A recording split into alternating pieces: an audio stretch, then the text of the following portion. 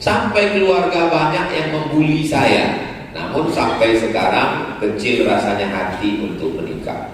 Pertanyaan saya, apa saya berdosa atau apa solusinya? Nikah ini tak usah panjang-panjang pikir. Mau dia mau, kita jadi lagi. Jangan sampai cinta kelapa. Kita cinta orang tak apa-apa. Dari mana datangnya cinta? Dari Facebook turun ke WA. Dari mana datangnya kecewa? Waktu jumpa mukanya beda.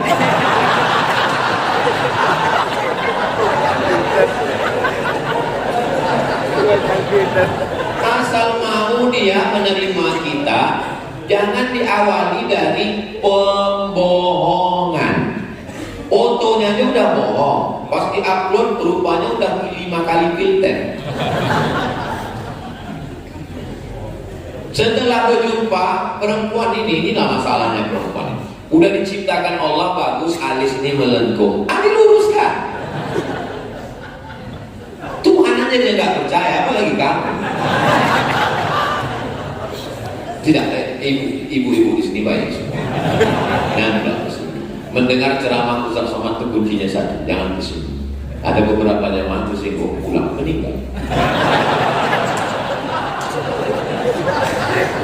Nah, jadi jangan kalian tunda-tunda. Perempuan ini begini, dia masuk kantor jam 8, ya kan? Nunggu busway di jalan. Keluar dia dari rumah jam 7.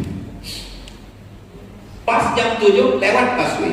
Pas lewat, penuh kali busway-nya, nantilah. Dah 7.15 lewat taksi. Alah, tak pakai AC pula, nanti berkeringat. Ayolah 7.30 lewat busway lagi. Gak ada tempat duduk berdiri, enggak lah. 7.45 lewat ojek. Daripada terlambat ini menjadilah. Paham kan? Jadi nanti kalau nampak ada wanita karir, orang kaya, jabatannya tinggi, dapat lakinya biasa-biasa, itu 7.45.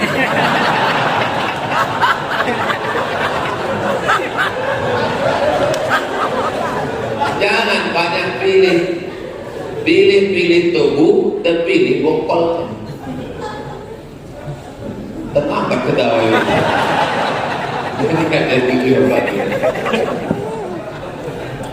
Jadi perempuan, kalian macam bunga. Yang sakit hati adik-adik, perempuan ini macam bunga. Bunga ini tabiatnya macam mana? Kuntum, mekar, kembang, harum, lain. Perempuan puncak cantiknya 25, habis itu dia lain, beda sama laki-laki. Kami ini puncak kuntumnya itu 40. Saya ini senang puncak-puncaknya.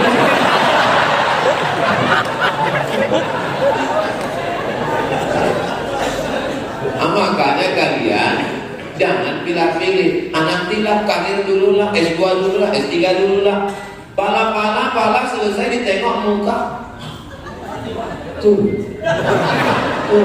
Akhirnya kemana? Akhirnya pergi ke klinik kecantikan. Suntik ini naik, suntik ini naik, suntik ini naik, suntik ini naik. 2 bulan turun. Asal mau dia nikah, udah. Apa lagi yang mau dicari hidup ini?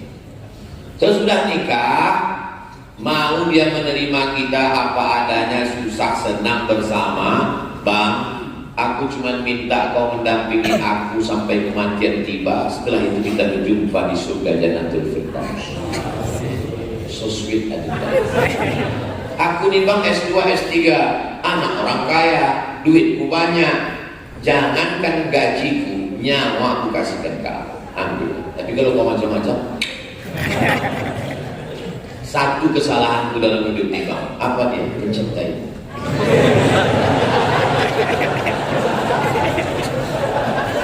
Tak kenapa kita kalau di masjid PTP ini agak romantis saja. Saya ada niat poligami.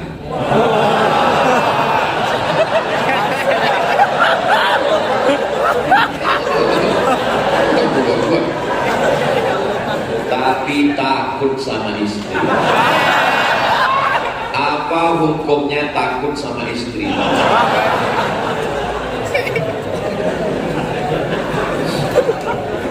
Orang yang takut sama istri sampai bercakap pun tak berani. Jadi kawan saya bertamulah ke rumah. Kawan-kawan kami juga bertamu. Mohon maaf ya, mohon maaf. Dinaikkannya kakinya waktu di rumah kawan itu dinaikkan. Biasalah kita berkawan kan. Yang foto ya. Dan langsung datang kawannya bilang, takut nampak bini. Takut nampak bini, tak boleh kamu itu menaikkan kaki kamu. Laki-laki yang terlalu takut sama bini itu nanti kalau meninggal dia tak kena azab kubur. Kenapa mau diazab malaikat? Kata malaikat, yang ini nggak usah kita azab, lu azabkan.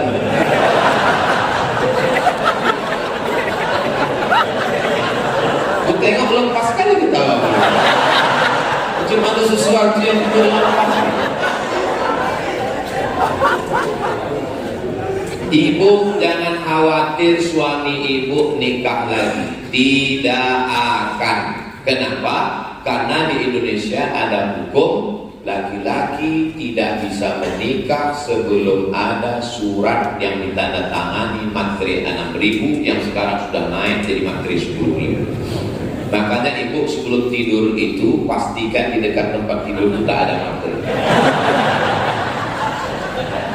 Karena banyak orang saya tengok beberapa perempuan pas foto dibuatnya materai di sini. Bahaya itu. Materai sama pulpen sama kertas jangan sampai ada. Takutnya tanda tanganinya. Kemudian surat yang sudah ditandatangani itu dibawa ke pengadilan agama. Hakim bertanya, benarkah ini surat pernyataan ibu siap suami menikah lagi? Benar Pak Hakim. Tanda tangan ibu? Iya. Tidak ada paksaan dari pihak manapun dan penuh kesadaran. Putuskan dari Pak Hakim. Sudah, silakan tanda tangan. Jadi ibu jangan takut, bapak tidak akan sudah terkunci oleh hukum namanya kompilasi hukum Islam Indonesia. Ibu ceritakan biar supaya tak naik asam lambung. Gimana Bu? Udah tenang ya? Aku agak tenang aku dulu. Udah tadi agak cemas. Bagaimana kita menyikapi paham Wahabi yang sangat meresahkan jamaah masjid? Spesialis Wahabi ini Ustaz Al, tonton aja channel dia. Persimpangan kita yang tak bisa ketemu, tak ada titik temu itu 3. Yang pertama masalah bid'ah. Maulid Nabi bid'ah, tahlil bid'ah, Isra Mi'raj bid'ah, nuzul Quran bid'ah, halal bihalal bid'ah, 1 Muharram bid'ah, kunut subuh bid'ah, salaman selesai sholat bid'ah, zikir bersama bid'ah, mengangkat tangan mengusap muka bid'ah. Ketika kau katakan saudaramu bid'ah, maka kau sama dengan mengatakan dolalah fitnah. Kau pelaku bid'ah, kau sesat, kau masuk neraka. Itu satu simpang yang kita tak bisa berjumpa. Yang kedua, masalah tawassul. Saya kalau berdoa tawassul saya 10. Atawassalu ilaika bihaqqi nabiyika Muhammad sallallahu alaihi wa alihi tahirin wa ashabihi al-mayamin wan nabiyyin was-siddiqin wasyuhada was-shalihin wal malaikatil muqarrabin wal ulama'il 'amilin wal awliya'is shalihin. Aku bertawassul kepada ya Allah berkat Nabi Muhammad, berkat wali-wali. Bagi mereka orang yang bertawassul itu musyrik. Jadi mereka menengok saya di musyrik. Itu mereka tak mau datang ke pengajian saya. Karena dibilangnya sholat itu UAS, Ustaz tak disebut. Yang ketiga, saya kalau jumpa ayat mutasyabihat, yadullah, tangan Tuhan, itu mesti ditakwil menurut Imam Asy'ari. Yauma yukshafu an saqin, betis Tuhan. Tuhan tidak pakai tangan, tidak pakai betis. Tuhan itu walam yakul lahu kufuwan ahad, laisa kamitslihi syai'un, wujud ilah baqa mukhalafatuhu lil. Sedangkan mereka mengatakan Tuhan bermuka, Tuhan bertangan, Tuhan berkaki, Tuhan duduk di atas aras, Tuhan turun malam-malam naik lagi ke atas. Kata mereka siapa yang mentakwil kafir. Jadi saya ini di mata mereka pelaku bid'ah, musyrik, kafir. Jadi bagaimana cara melawannya? Panggil ustadz pakar-pakar yang alim. Ustadz Al-Naqdi termasuk spesialis bidang itu. Apa yang mereka permasalahkan? Kaji. Ustadz, ini masalah salam selesai sholat. Nanti Ustadz Al-Naqdi akan menjelaskan. Menurut Imam Nawawi, kalau tadi sebelum ke masjid gak ada salaman, selesai sholat baru salaman, hukumnya sunnah. Kalau tadi di luar sudah salaman, selesai sholat salaman, maka mubah. Itu Imam Nawawi yang hafal Sahih Muslim. Jadi jamaah ini dicerdaskan dengan ilmu. Ada kegiatan maulid, buat terus. Masjid kita ini masih ada maulid, buat terus. Jadi kalau mereka membedakan bina, buat terus sampai akhirnya dia capek. Bina. Kuncinya dua aja. Kalau capek kita menang dia, capek dia menang kita. Makanya kami sama Ustaz Anwar kami buat sama Habib maulid arba'in 40 malam maulid kami gas. Bina katanya. Maulaya salli wa sallim. Ada capek kan dia. Tapi capekan aja. 40 hari maulid. Ada yang lebih hebat lagi maulid Aceh. Saya tanya, berapa hari kalian maulid? 9 hari, 90 hari mau sama. Ya Aceh maulid 3 bulan. 1 hari itu 3 kali, pagi sekali, siang sekali, malam sekali. Oh gitulah orang Aceh. Mana mempan wahabi di Aceh? Capek itu. Bin tak sampai ya? Bin tak sampai dulu. Semua yang terjadi di dunia ini karena kehendak Allah. Iya tak? Ada rupanya yang terjadi di dunia ini di luar dari kehendak Allah. Wala tataharraku dzarratu illa biiznillah. Sebiji sawi pun tak bergerak kalau tidak atas izin Allah. Saya menggerakkan tangan saya mendekatkan gelas terdekat karena kuasa. Gara-gara inilah nanti orang banyak sesat. Pulang mahasiswa dari Pekanbaru ke rumah, hamil gara-gara pacaran. Pas ditanya, kenapa kau penting? Ini kehendak. Pulang anak semester 14 tak lulus. Berapa IP kau? 2,5. Kok lama kali kuliah? Ini kehendak Allah. Semua terjadi kehendak Allah. Semua terjadi atas izin Allah. Tapi ada yang Allah ridho dan ada yang Allah jelas. Ini kalau tak masak tauhidnya begini bisa syirik. Kalau kau katakan itu perbuatan engkau, lalu apa makna la haula wala quwata illa billah? Tapi ada Allah ridho, ada Allah mungkar. Ini air Zam-Zam, ini khamar. Allah kasih mata, tengok baik-baik. Ini khamar, ini Zam-Zam. Dengar baik-baik. Apa kata Ustaz? Innamal khamru khamar wal maisir judi wal ansab jembeli binatang tubrala wal azlam mengundi nasib rijsun najis min amal syaitan perbuatan syaitan fajtanibu jauh. Tengok baik, dengar baik, pikir baik, jauh. Dengan penuh kesadaran minum khamar. Ditanya, kenapa kau minum khamar? Tak bergerak botol kalau tidak atas izin Allah. Apa cocoknya? Pukul kan botol itu. Itu ditanya, kenapa kau pukul aku? Ini pun atas izin.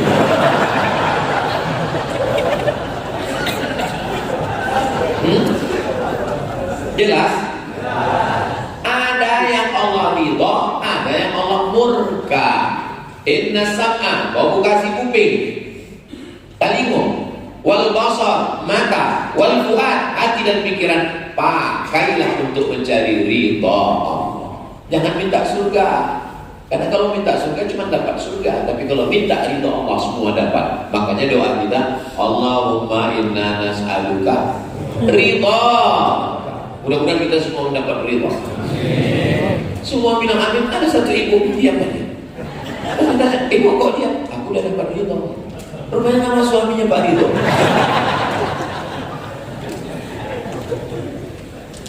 Apakah perbuatan dosa juga adalah takdir kehendak Allah? Ada hukum sebab akibat, ada takdir. Kecicilan tinggalkan kunci motor di motor, gasnya hidup, berbunyi di depan toko, masuk ke dalam, pulang hilang. Itu cukup sebab akibat. Ambil pisau potongkan leher, sebab akibat. Dikunci stangnya, dikunci rantainya gembok, beli ikan rantai besi, ikatkan ke batang pinang. Keluar dari masjid, sama pinangnya digergaji orang. Kan udah cukup usahanya kan, barulah kau katakan ini takdir Allah. Anak ini dijaga, dipelihara, terjadi juga yang terjadi. Maaf cakap. Anak-anak gadis yang diperkosa di Bosnia oleh tentara Serbia, Slobodan Milosevic, laknatullah alaihi ajma'in. Itu takdir. Tapi anak kita kuliahkan ke kota, kita belikan rumah, kita kasih mobil, kita kasih kunci, kita biarkan pacaran. Setelah dia hamil, kita bilang itu takdir. Itu kejahatan. Maka tinggalkan di situ orang yang mengawal. Kalau takut khawatir, tak usah jauh-jauh sampai ke Jakarta, ke Bandung, cukup di Pekanbaru biar bisa ditengok pakcik, nenek, mama, datuk semuanya. Kenapa? Karena ada usaha dan ikhtiar. Ada takdir yang kita tak bisa memilih. Menjadi orang Riau, lahir di Riau, menjadi orang Melayu, menjadi orang Bugis, menjadi orang Mandailing, menjadi orang Cina, menjadi orang Keling. Itu takdir yang tak bisa ditolak. Maka tak boleh kita ejek orang karena sukunya. Karena dulu tidak ada malaikat ngasih dia multiple choice. Oh, jadi orang apa? Arab, Batak, Cina. Tak boleh kita ejek. Tapi masalah baik dan buruk Allah kasih kita pilihan. Walladzina amanu wa 'amilus shalihati ulaika ashabul jannah walladzina kafaru wa kadzdzabu bi ayatina ulaika ashabun nar. Apa kata orang tua-tua kita? Tepuk dada, tanya selera. Itu hawa nafsu. Tepuk dada, tanya iman. Subuh ini kita dengan segenap kemampuan setel jam 4 tahun, mandi bersih, datang ke masjid. Kita pilihan. Mau tidur sampai jam 8 bisa. Semuanya terjadi atas kuasa Allah. Tapi ada Allah ridho, ada Allah nur. Apa dalil mencuci tapak kaki ibu dan meminum airnya? Ya Rasulullah, aku mau ikut perang. Karena kalau aku mati perang, aku masuk surga. Kata Nabi, alaka min ummin, emak kau masih hidup? Kata dia, ada di rumah. Kata Nabi, ilzam rijlaiha fathammal jannah. Kau urus tapak kakinya, maka kau dapat surga. Maksud Nabi mengurus tapak kakinya itu maksudnya kata-kata kiasan. Urus tapak kakinya maksudnya kasih dia belanja, kasih dia makan, senangkan hati. Banyak orang sekarang pas mau tes P3K diminumnya air emak. Pas sudah menang, duit gajinya dikasihnya ke bininya. Emaknya seperak tidak dapat. Ini terjebak pada ritual. Maksud kau urus tapak kakinya, kau muliakan dia, kau menangkan hatinya. Adapun meminum air tapak kaki, saya tak pernah minum air tapak kaki maksudnya. Tapi saya senangkan hatinya. Saya buatkan yayasan, pendidikan. Sampai sekarang sejak dia meninggal 2019, 18 Maret sampai sekarang 4 tahun. Tak putus 300 paket tiap bulan. Satu paket isinya beras 10 kilo, minyak 1 kilo, gula 1 kilo, sarden, roti, susu saset. Karena itu makanan dia dulu untuk sedekah. 4 tahun tak putus. Ini ada orang minum air kaki mak sekali tak pernah sedekah. Apa itu? Terjebak pada ritual. Nah, jadi tidak disuruh Nabi Muhammad SAW kalau mau urus dia sebaik-baiknya. Ini pulang dari sini, belikan makanan kesukaannya, datang ke rumahnya, belikan kain, senangkan hatinya. Jangan sampai pulang tak membuat apa. Apa hukum zakat profesi yang dipotong langsung oleh manajemen tempat kita kerja? 2,5%. Jadi kalau dapat 10 juta 250.000. Apakah gaji saja atau semua? Gabungkan semua. Uang sipak, uang sikut, uang tunjang, uang sundul, uang tanduk, SPPD, keluar kota, uang tunjangan, uang senyum. Ada kantor, senyum sedikit keluar duit. Keluarkan 2,5%. Lalu pegawai DM atas mau supaya tertib zakat, potong atas. Potong atas, bagus. Bupati, wali kota, general manager, perusahaan, direktur, supaya selamat jamaah ini tidak makan haram. Makan haram gara-gara makan zakat, potong atas 2,5%. Tapi Pak Ustadz, kalau potong atas, kami kan berzakat juga kepada tetangga kami, keluarga kami. Gimana caranya? Tulis nama-nama keluarga itu, bawa ke ketua, ke pejabat, ke Basnas, bilang sama dia, saya ada tanggungan nih, kalian kalau mau potong gaji saya, ini mesti dapat juga. Karena waktu saya sosialisasi di Kabupaten Kampar, ada satu pegawai bilang, saya nggak mau bayar, karena kalau saya bayar, siapa yang nanti yang dapat tetangga saya, keluarga saya? Lalu datang Pak Ketua Basnas nanya, berapa kau kasih tetanggamu itu? Sebulan saya kasih 100.000, serahkan ke kami, saya kasih 500. Nah iya Pak, gitu. Nah, jadi lapor ke Basnas. UPZ, Unit Pengumpulan Zakat. Jadi PTPN 4 buka UPZ, datangi Ustadz yang ada di Basnas Provinsi, buka unit, nanti kumpulkan, serahkan ke Basnas, nanti Basnas akan membalikkan lagi sesuai keperluan. Nah, jadi bahwa kita di PTPN ini ada keluarga, ada jiran, ada kawan, ada sahabat, tidak ada sekian orang. Nanti duit yang balik itu bisa lebih besar daripada yang diserahkan ke sana. Kenapa? Karena di Basnas Provinsi itu, di Basnas Kabupaten dikumpulkan semua dari personal, perusahaan, BUMD, PT, kumpulkan semua baru disebarkan lagi. Karena zakat ini kalau sendiri-sendiri macam satu batang lidi, tapi kalau banyak dia macam satu sapu lidi. Satu batang lidi apa yang bisa dibuat? Membuang botol patah. Tapi kalau sapu lidi, pencuri mati. Terakhir kertas. Apa dia Ustaz? Tahu di mana?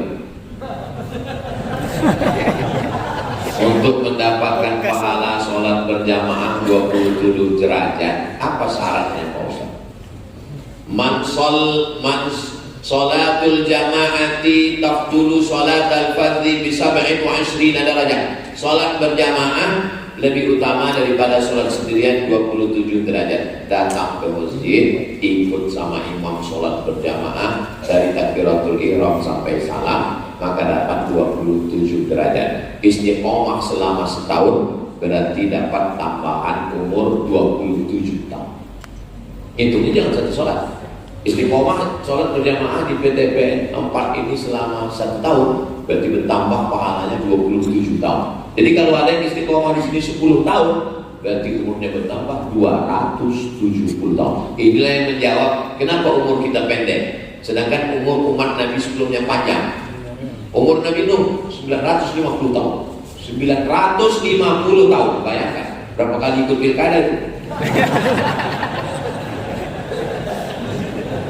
Apakah umur kita bisa melewati itu? Bisa. Dengan cara apa? Kelipatan-kelipatan amal. Nah, makanya kalau mau istiqomah, apa bisa orang istiqomah sholat berjamaah 10 tahun? Saya pergi ke Palembang, meresmikan masjid, datang Habib Mahdi, Ustaz Somad, tengok itu. Ya, itu bapak itu tak tinggal sholat berjamaah 40 tahun. 270, kalah umur umat Nabi. Jadi kalau ada yang mengatakan umur kita pendek, amal kita pendek, tidak, amal kita lebih banyak daripada amal umat Nabi sebelumnya, karena kelipatan yang diberikan oleh Allah kepada khusus umat Nabi Muhammad Sallallahu Alaihi Wasallam. Termasuklah subuh ini, sholat subuh berjamaah, duduk berzikir dengan Allah sampai terbit matahari, sholat sunat isyraq 2 rakaat, dapat pahala macam haji dan umrah. Hadisnya sahih atau tak sahih Pak Ustaz? Hadisnya ada dalam Sunan Tirmidzi, hadisun hasan. Maka kita sholat sunat isyraq, usolli sunat al-isyraq pakai kaf. Kalau pakai kaf isyraq syirik, nauzubillah. Usolli sunat al-isyraq raka'ataini lillah ta'ala. Ayatnya Pak Ustaz? Ayat yang lama itu juga lah, Allah lagi. Macam hafal Quran aja bisa waktu tak bisa kulhu habis itu salam. Saya Pak Ustaz kulhu itu cuma bisa kulhu pertama, kulhu juga kedua. Boleh baca ayat itu sunnah. Habis itu berdoa kepada Allah, minta rezeki, minta keluarga sakinah, minta. Saya nih Pak Ustaz tolong doakan Pak Ustaz. Mau minta apa? Saya belum punya anak Pak Ustaz. Umur berapa? Udah 40 tahun. Kenapa belum punya anak? Belum berbini. Berbini dulu. Al-hadhihi niyah untuk niat yang baik-baik ini semuanya Al-Fatihah. A'udzubillahi minasyaitonir rajim. Bismillahirrahmanirrahim. Alhamdulillahirabbil alamin. Ar-Rahmanir Rahim. Maliki yaumiddin. Iyyaka na'budu wa iyyaka nasta'in. Ihdinas siratal mustaqim. Siratal ladzina an'amta 'alaihim ghairil maghdubi 'alaihim waladdallin. Amin. Allahumma shalli 'ala sayyidina Muhammad wa 'ala ali sayyidina Muhammad. Assalamu alayka ya Rasulullah. La tada'lana dzamban illa ghafartah. Pulang kami dari majelis ilmu ini dalam keadaan bersih dari dosa-dosa. Wala dainan illa qadaitah. Tolong kami lepas dari hutang piutang riba.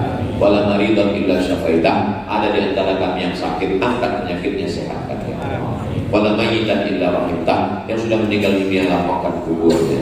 Wala aiban illa satartah. Segala aib cacat kami tutupilah ya Allah. Wala musafiran illa wasaltah. Yang musafir sampaikan ke tujuan dengan selamat. Wala mumtahinan illa najahta. Yang ujian luluskan dengan nilai terbaik. Wala hadatan min hawaiji dunia. Wala azibat illa sawajatah. Yang belum menikah jumpakan dengan jodoh yang baik-baik. Wala raghiban illa ajabtah. Yang belum ada anak keturunan, berikan keturunan yang soleh dan solihah, hafal Quran, mujahid fisabilillah. Wala hajatan min hawaiji dunia wal akhirati la tarida wala nafiha shalah. Segala hajat dunia, hajat akhirat baik bagi kami dan engkau ridha, maka tunaikanlah ya Allah.